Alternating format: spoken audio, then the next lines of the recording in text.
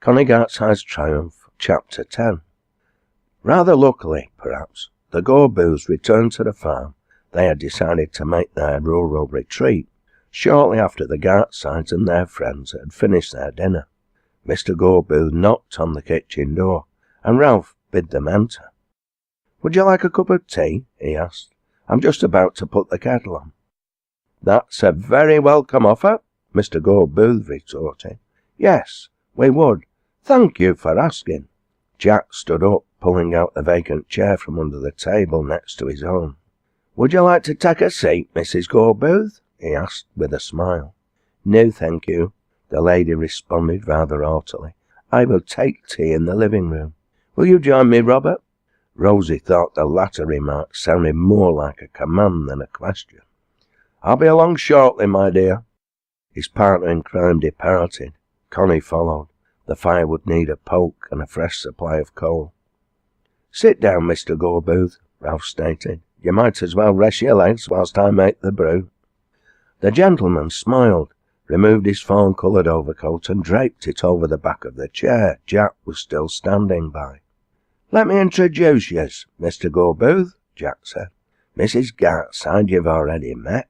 This is our host, Mr. Gartside. This is my granddaughter, Rosie Ackroyd.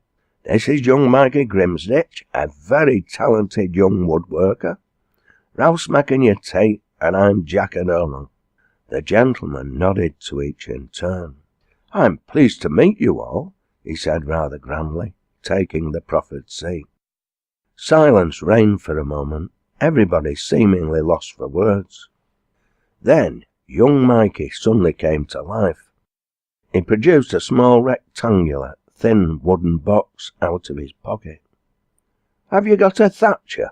he asked Mr. Gorbooth. The gentleman's eyes narrowed as a frown crossed his brow. Elsie, Jack and Jed looked equally surprised. Ralph, waiting by the sink for the kettle to boil, smiled to himself. Rosie looked on in anticipation.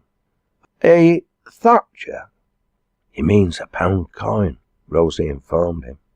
"Yes, I believe I have." He pulled a small purse out of his jacket inside pocket and retrieved a coin. "Would you like me to change it for you?" "In which way?"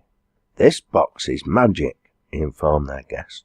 "It has the power to change pound coins into smaller, more convenient denominations, which I find very handy when shopkeepers are short of change." Now the youngster had his audience hooped.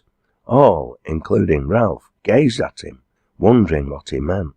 All except Rosie, that is. Mr. Gorbooth was no exception. He extended the hand holding out the coin across the table towards the youngster. Mikey, in his turn, pulled out a drawer in the box and extended his hand, the box in its palm, towards the other. "Place the thatcher into the round slot, please," he instructed. The gentleman did so, and Mikey slowly pushed the drawer back into the box. "Now," he said softly, passing the palm of his hand over the top of his other and the box it held, "we have successfully made the thatcher disappear." He smiled, removed his top hand sideways to reveal the box again, which he then held out towards Mr. Gorbooth once more. He slowly pulled out the drawer. "Please extend your hand, palm up, Mr. Gorbooth." Again the gentleman obeyed, and the lad slowly tilted the box towards the awaiting palm, revealing a new coin in the slot previously occupied by the thatcher. It dropped into Mr. Gorbooth's hand, a shiny, copper-coloured new penny. The adult laughed out loud. "How did you do that?" he asked, showing the coin to everybody. "Like I said, it's a magic box." "But where's the rest of my change?" Mikey laughed in his turn. "There isn't any. Like I said, it changes a thatcher into a lower denomination. It's a magic box, not an automatic safe full of loads of coins." "But you said you found it very convenient when shopkeepers had no change." "Yes, I did, and I do," Mikey informed him triumphantly. I offered to change their pound coins and transform each one they give me into a penny. He looked his victim in the eye. Trouble is, I rarely get away with it more than once. Good lad, Mikey. A perfect example of laissez-faire capitalism, Jack O'Donnell pointed out. An enterprising twist on the old entrepreneur's adage, buy cheap and sell dear. Mr. Gore Booth, realizing he'd been had, gazed at the youngster for a long moment, seemingly nonplussed and lost for words. Why did you call the pound coin a Thatcher? He asked eventually. Because it's hard and brassy and thinks it's a sovereign, Rosie exclaimed triumphantly.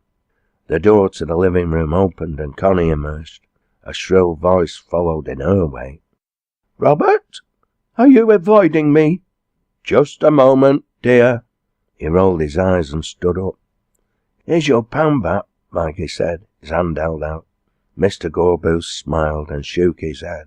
You keep it, Mikey, my boy. You deserve it.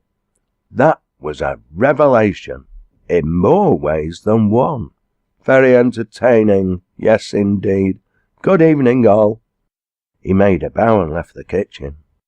Ralph followed with a tray of tea things and a steaming pot.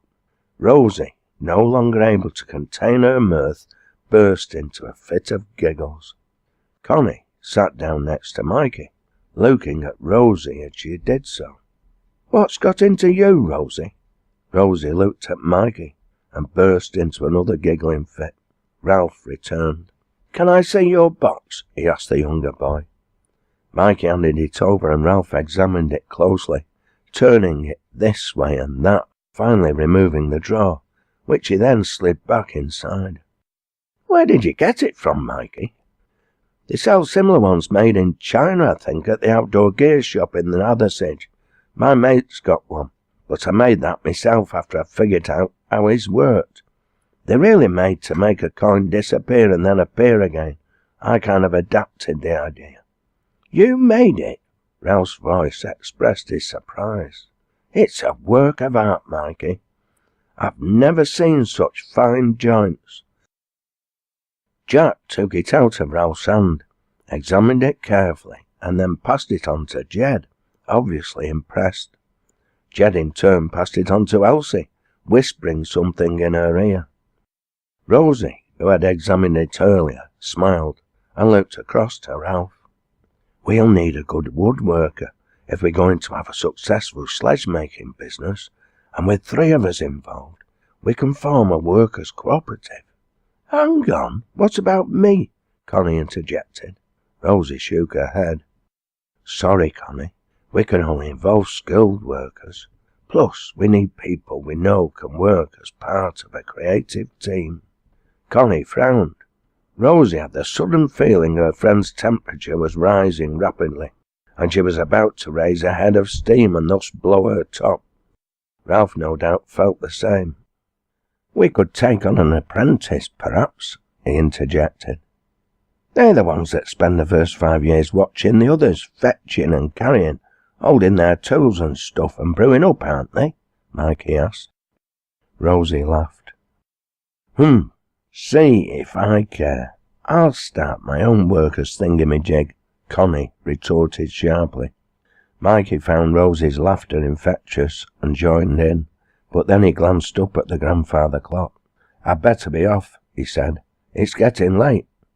Okay, Mikey, Elsie smiled, but come back soon. Ralph will walk home with you. And me, Connie interjected.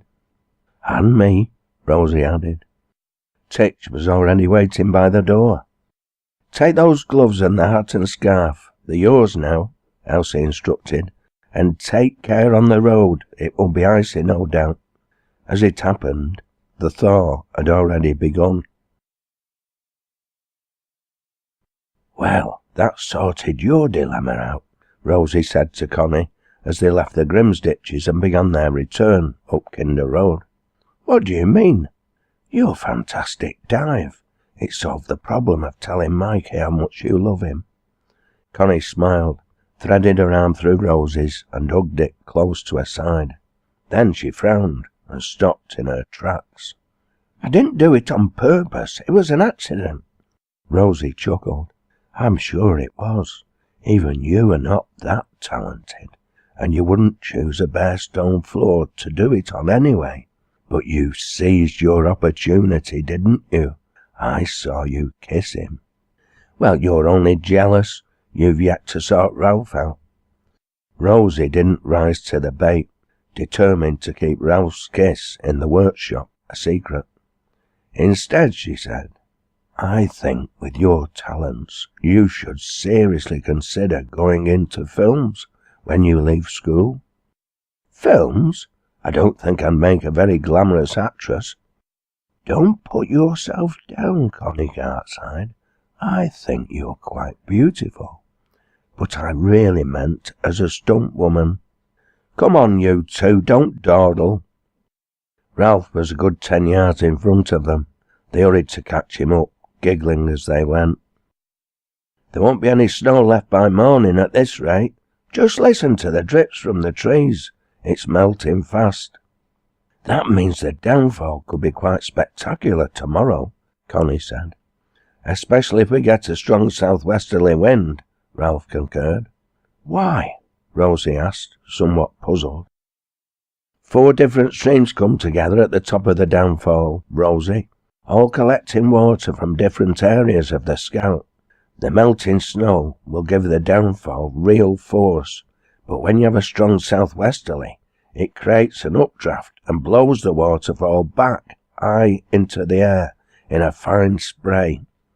It then falls back onto the Scout and finds its way into the streams again to feed the waterfall once more." "Oh," Rosie said, "so it keeps feeding itself in a continuous cycle?" "Yes, more or less." "Wow, I'd like to see that."